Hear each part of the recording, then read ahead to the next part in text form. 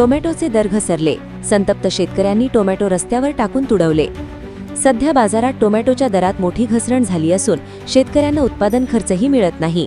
बियाणे, खत, औषधे, मजुरी आणि वाहतूक यावर मोठा खर्च करूनही बाजारात टोमॅटोला अत्यल्प दर मिळत असल्याने शेतकरी हतबल झाला आहे। याच पार्श्वभूमीवर अर्धापूर परिसरातील शेतकऱ्यांनी आपला संताप व्यक्त करत टोमॅटो रस्त्यावर टाकून त्यावर तुडवून चिखल केला। टोमॅटो विकूनही वाहतूक खर्च निघत नसल्याने असे पाऊल उचलावे लागल्याचे शेतकऱ्यांनी सांगितले।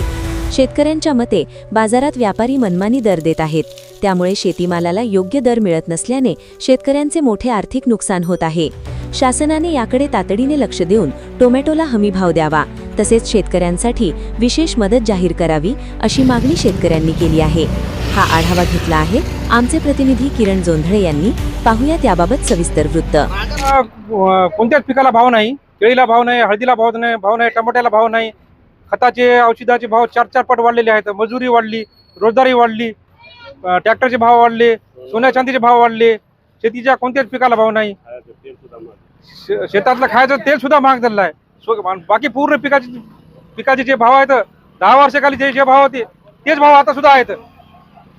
शेतकऱ्यांनी कसे करावे हा खूप मोठा प्रश्न आहे, गंभीर प्रश्न आहे।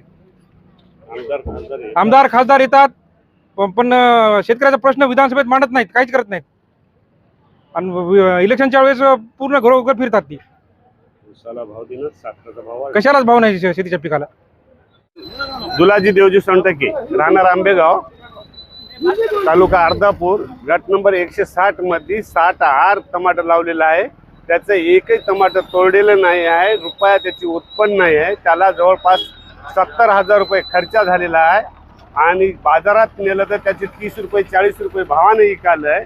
त्याला तोडायला परवडणं आलंय आणि आम्ही काय माती खावं, कशावर जगाव, हे आम्हाला शासनाने याचा हमी भाव देण्यात यावा। कारण कोण्याच पिकाला भाव नाही आणि एकतर हळदी गेल्या मातीमध्ये पाण्यामुळं आणि दुसरी आता टमाटे लावले जगण्यासाठी, तर टमाट्याची हे बेहाल झाली। शेतकऱ्याचं मातीमोल कचरा मोल करून टाकलं या सरकारनं। त्याला सोनं घ्या झालं तर जवळपास 17,000 रुपयाला ग्राम लागालंय। लग्न करायचं झालं तर बायकोच्या गळ्यात बांधायला मणिमंगळसूत्र भेटणं आलंय।